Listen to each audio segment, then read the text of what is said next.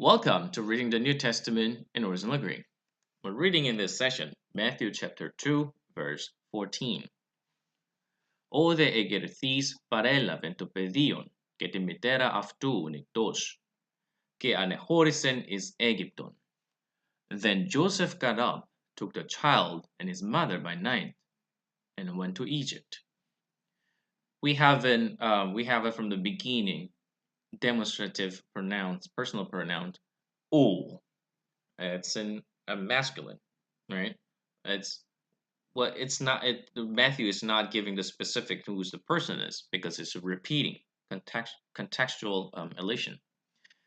Egerthis from the verb egiro. We have seen so many times egerthis parelaben also and anehorisen, right? We talked about, and also preposition is Aegypton. We have seen all of them, almost all of them, in the previous sessions. I hope you remember. If you don't, please try to repeat in some of the words that appears in the previous verses and try to find the which sessions we're going to take a look.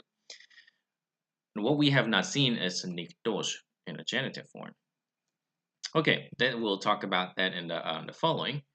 But what we have started, o egerthis, we're going to talk about it. Egerthis is from the verb egiro, to stand up, to wake up. In Matthew 1:24, we talked about the difference between ancient Greek, egiro, and the New Testament Greek, Kini Greek, and egiro. Now, egerthis, to stand up, to wake up. Now, we have a theta. We're given a signal. This is the passive. The these are making a participle together. Now, this is an aorist participle ending of this, right, in a masculine form. That's what's important.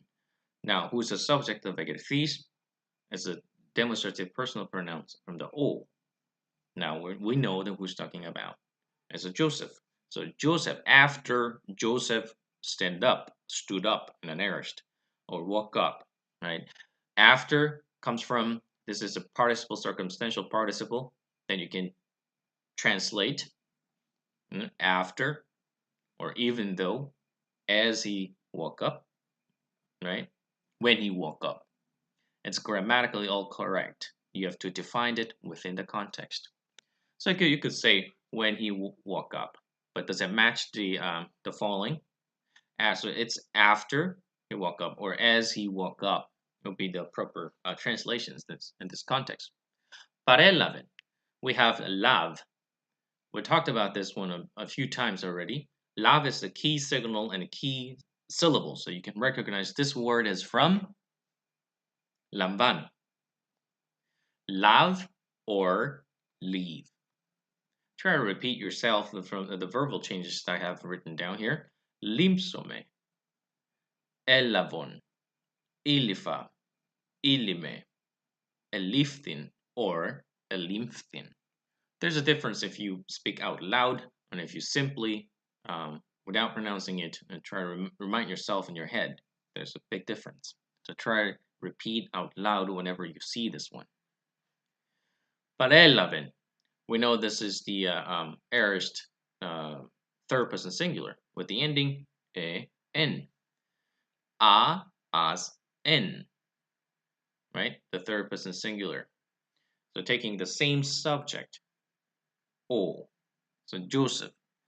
After Joseph woke up, he took. He took what? Naturally follows accusative object. Το παιδίον και τη μητέρα αυτού, the child and his mother. Now we have niktos, something that we have not seen. Niktos is from the noun nix, means night. This is the mutastem, it's called, and with the guttural and plus a sigma makes it xi. That's why the nominative case is nix. Now from there, the original syllables reappears from the genitive.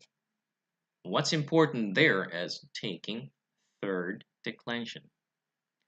So nix, niktos, nikti, nikta. The same paradigms you can see from the noun phylax, to guard.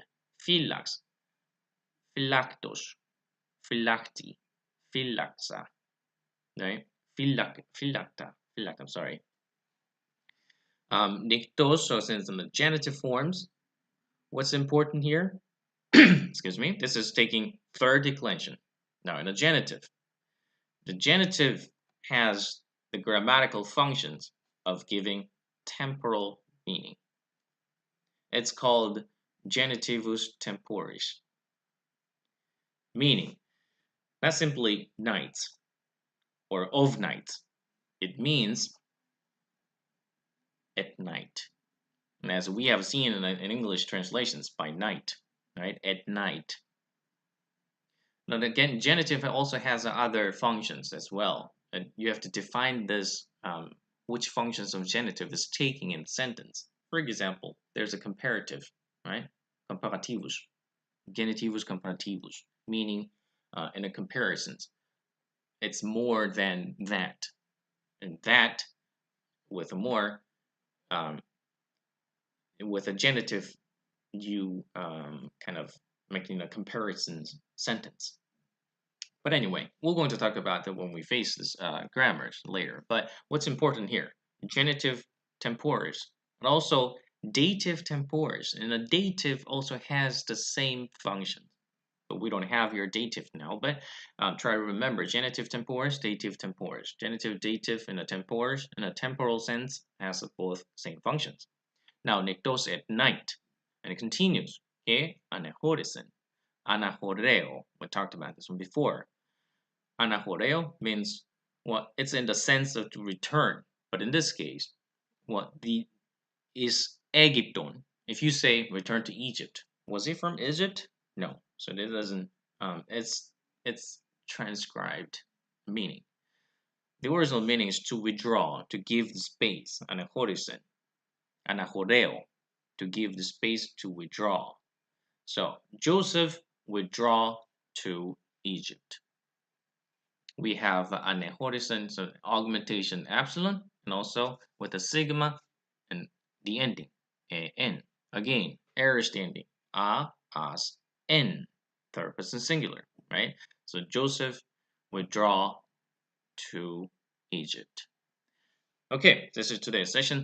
I hope you have enjoyed it. If you haven't subscribed, please don't forget to subscribe it, and we'll look forward to the next session.